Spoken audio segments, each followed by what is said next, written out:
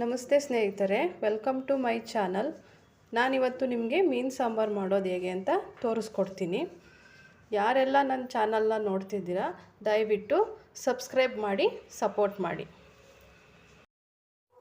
ಇವತ್ತು ನಾನು ನಿಮಗೆ ಮೀನು ಸಾಂಬಾರು ಮಾಡೋದನ್ನು ತೋರಿಸ್ಕೊಡ್ತೀನಿ. ಖಾರಕ್ಕೆ ರೆಡಿ ಮಾಡ್ಕೋಬೇಕು.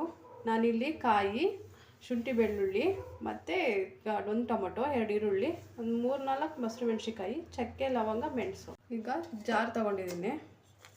ಜಾರ್ಗೆ ಶುಂಠಿ ಬೆಳ್ಳುಳ್ಳಿ ಪೇಸ್ಟ್, ಶುಂಠಿ ಬೆಳ್ಳುಳ್ಳಿ ನಿಮಗೆ ಎಷ್ಟು ಬೇಕಷ್ಟು, ಸ್ವಲ್ಪ ಕಾಯಿ, ಚಕ್ಕೆ ಲವಂಗ,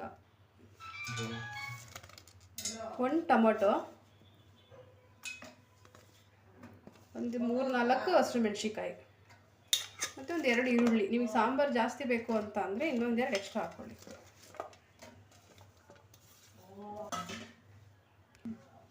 ಇದಕ್ಕೆ ಸ್ವಲ್ಪ ಅರಿಶಿನ ಪುಡಿ,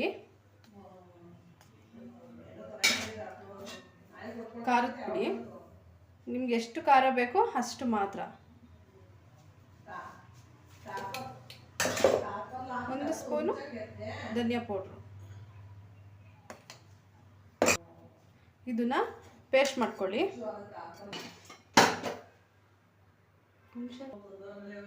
ನಾವು ಪೇಸ್ಟ್ ಮಾಡ್ಕೊಳ್ಳೋಕ್ಕಿಂತ ಮುಂಚೆ ಸ್ವಲ್ಪ ಹುಣಸೆಹಣ್ಣ ನೆನೆಸ್ಬಿಟ್ಟು ಇಟ್ಕೊಳ್ಳಿ.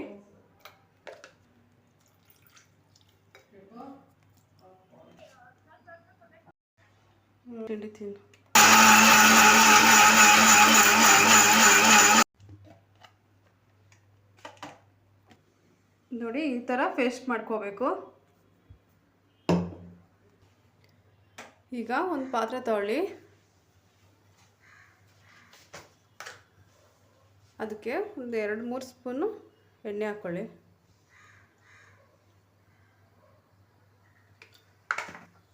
ಎಣ್ಣೆ ಕಾದ್ಮೇಲೆ ಸ್ವಲ್ಪ ಸಾಸಿವೆ ಹಾಕ್ಕೊಳ್ಳಿ. ಒಂದು 2-3 ಎಸ್ಳು ನಾನು ಬೆಳ್ಳುಳ್ಳಿಗೆ ಹೆಚ್ಚಿಟ್ಕೊಂಡಿದ್ದೆ, ಅದನ್ನು ಹಾಕಿ. ಬೆಳ್ಳುಳ್ಳಿ ಸ್ವಲ್ಪ ಫ್ರೈ ಆದಮೇಲೆ ಇದಕ್ಕೆ ನಾವು ರುಬ್ಬಿದ್ದಂಥ ಪೇಸ್ಟನ್ನ ಇದಕ್ಕೆ ಸೇರಿಸ್ಕೊಳ್ಳಿ.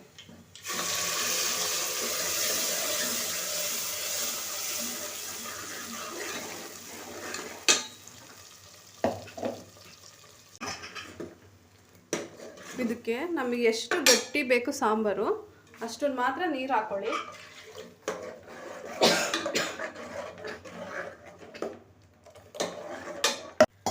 ತುಂಬ ನೀರು ಹಾಕ್ಬೇಡಿ, ನಿಮಗೆ ಎಷ್ಟು ಬೇಕಾಗುತ್ತೆ ಅಷ್ಟು ಮಾತ್ರ. ನೋಡಿ, ನಾನು ಇಷ್ಟು ಮಾತ್ರ ಸೇರಿಸ್ಕೊಂಡಿದ್ದೀನಿ. ಸಾಂಬಾರು ಸ್ವಲ್ಪ ಗಟ್ಟಿನೇ ಇದ್ದರೆ ಚೆನ್ನಾಗಿರುತ್ತೆ. ಇದು ತುಂಬ ಒಂದು 10-15 ನಿಮಿಷ ಸಾಂಬಾರು ಮರಳಬೇಕು, ಕುದಿಯೋಕೆ ಬಿಡಿ ನೀಟಾಗಿ.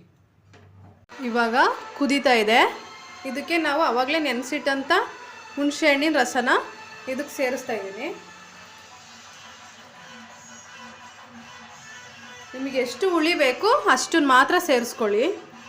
ಉಪ್ಪು ಎಷ್ಟು ಬೇಕು ನಿಮಗೆ ಅಷ್ಟು ಸ್ವಲ್ಪನೇ ಹಾಕ್ಕೊಳ್ಳಿ, ಆಮೇಲೆ ಬೇಕಾದ್ರೆ ಹಾಕೋಬೋದು.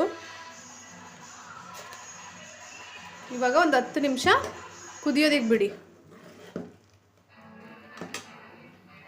ಇವಾಗ ಸಾಂಬಾರು ಚೆನ್ನಾಗಿ ಕುದೀತಾ ಇದೆ. ಮೀನು ಸೇರಿಸ್ಕೊತೀನಿ.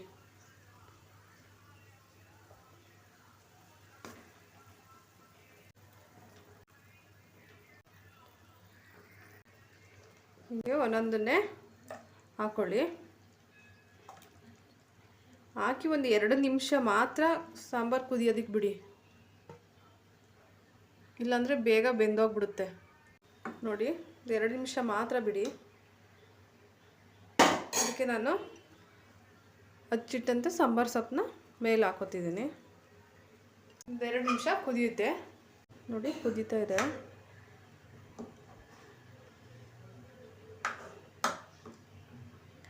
ಸಾಂಬಾರು ಅತಿ ಗಟ್ಟಿನೂ ಇರಬಾರ್ದು, ಅತಿ ತೆಳು ಸಹ ಇರಬಾರ್ದು. ಇವಾಗ ಸಾಂಬಾರು ಕುದಿ ಬಂದಿದೆ, ಮೀನೆಲ್ಲ ಬೆಂದಿದೆ.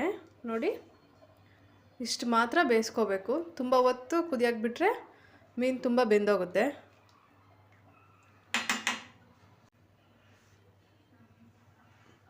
ಇವಾಗ ನೋಡಿ,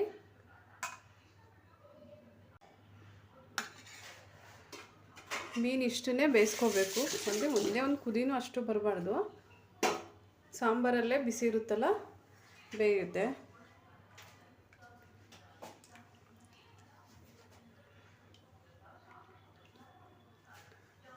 ಮುದ್ದೆ ಜೊತೆ ತಿಂದು ಸೂಪರ್ ಆಗಿರುತ್ತೆ ನೋಡಿ. ಫೈನಲ್ ಆಗಿ ಈ ಥರ ಬರುತ್ತೆ.